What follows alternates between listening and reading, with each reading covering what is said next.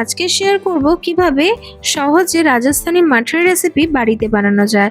আড্ডা, উৎসব আর চায়ের পারফেক্ট পার্টনার স্ন্যাক। এই রাজস্থানি মাঠরি বানানোর জন্য প্রথমেই শুকনো খোলায় কাস্তুরি মেথিটা একটু সেঁকে নিতে হবে। তারপরে কড়াইতে তেল দিয়ে এক এক করে জিরে, ধনে, কারি পাতা দিয়ে ভালো করে 2 মিনিট নাড়িয়ে চাড়িয়ে তার মধ্যে দিয়ে দিতে হবে কালো জিরে, জোয়ান, কাঁচা লঙ্কা আর চিলি ফ্লেক্স দিয়ে এই মিক্সচারটাকে আরো 2 থেকে 3 মিনিট ভালো করে নেড়েচেড়ে নিতে হবে। তারপর দিয়ে দিতে হবে 1 বাটি ভিজিয়ে রাখা মুগ ডাল, তার মধ্যে দিতে হবে হলুদ গুঁড়ো, জিরে গুঁড়ো, ধনে গুঁড়ো। আর তারপরে এই মিক্সচারটাকে আরো 2 থেকে 3 মিনিট খুব ভালো করে নাড়িয়ে চাড়িয়ে ওর মধ্যে দিয়ে দিতে হবে আগে থেকে শুকনো কলায় ভেজে রাখা কাস্তুরি মেথি, কিছু পরিমাণ সাদা তিল আর একটু লবণ।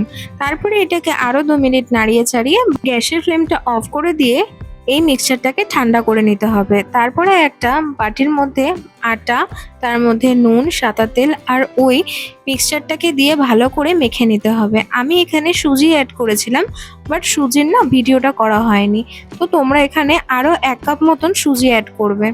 ডোটা মাখা হয়ে গেলে এটাকে 10 মিনিট রেস্টে দিয়ে তারপর লেচি কেটে পাতলা পাতলা করে বেলে নিতে হবে। তারপর নিজেদের পছন্দ অনুযায়ী এটাকে শেপতে দিতে হবে। আমি এখানে নিমকির মতন শেপ দিয়েছি।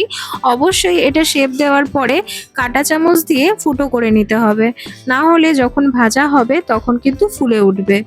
এবার কড়াইতে তেল গরম করে ওর মধ্যে এই মাছগুলো দিয়ে খুব ভালো করে লো টু মিডিয়াম আছে গোল্ডেন ব্রাউন করে ভেজে নিয়ে তুলে নিলেই আমাদের রেডি পারফেক্ট রাজস্থানি স্টাইল মাটরি। এই মাটরিগুলো ভীষণ কুড়মুড়ে হয় আর খেতে ভীষণ টেস্টি হয়। এই মাটরিগুলো বানিয়ে মিনিমাম 1 থেকে 1.5 মাস স্টোর করা যায় আর এত সুন্দর খেতে হয়, একবার খেলে বারবার খেতে ইচ্ছা হয়। রেসিপিটা বানিয়ে তোমরা কিন্তু অবশ্যই জানিও তোমাদের এটা কেমন লাগলো। এরকম আরও অনেক ভিডিও দেখার জন্য লাইক, কমেন্ট, শেয়ার, সাবস্ক্রাইব করে পাশে থাকবেন। Thanks for watching, by.